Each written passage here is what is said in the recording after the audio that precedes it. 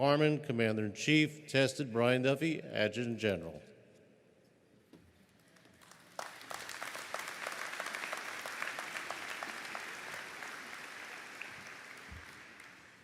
First off, I'm very humbled to be up here talking to you all today.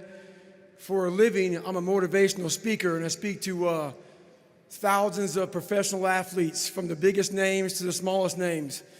And when I saw Doc walk in here with the Congressional Medal of Honor, this is the first time in my life I got nervous to speak in front of a crowd. That's how much I respect this man up here. I was reading about this man back in the day, so I'd like to thank the VFW very much for giving me this award. It means more to me than anything I've ever received in my entire life. I'd like to thank my grandfather, Sergeant Jack Gardner, who is now deceased. This would be the happiest day of his entire life. I'd like to thank my mom up here, who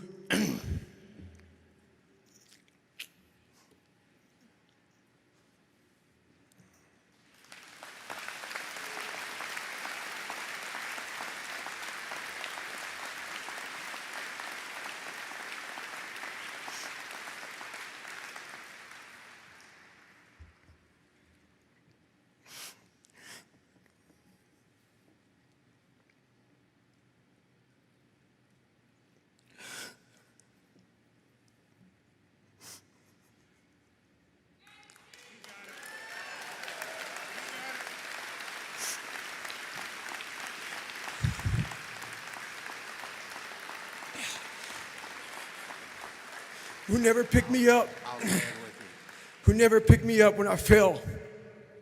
She taught me how to get up when I was knocked down. I thank my uncle for always being there for me. And I thank all of you out here who fought in these wars. You have no idea how big of a deal this is to me. I was not always this strong guy you see.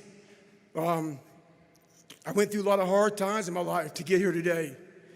And a story I'll tell you with real quick.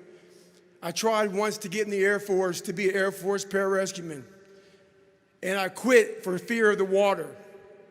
I was 175 pounds. I left the Air Force 4 years later at 300 pounds. I went from 175 to 300 pounds. There's a long story in there on how that came to be. But I sat around and read a book on the Medal of Honor. And those guys, all I wanted to be was an uncommon man. And my whole life, I was not that. Much worse than that.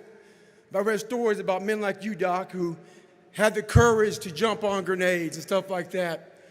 So I came home one day from working at a job called Ecolab, where I sprayed for cockroaches. Made $1,000 a month, weighing 300 pounds.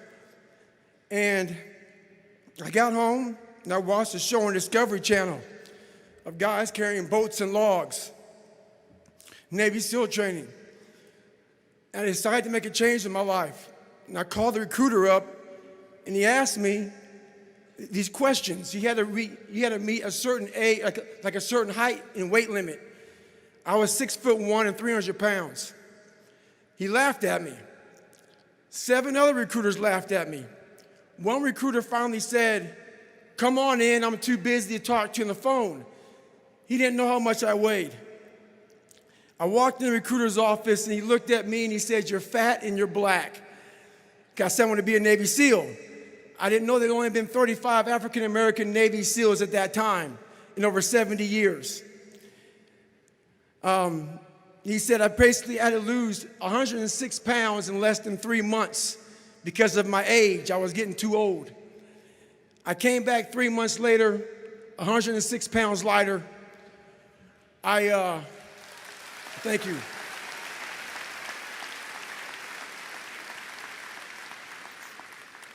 And literally, I spent 18 months going through BUDS, which is a 6-month program. Went through 3 hell weeks. That is where I met Marcus Luttrell, Danny Dietz, Michael Murphy, another Medal of Honor winner.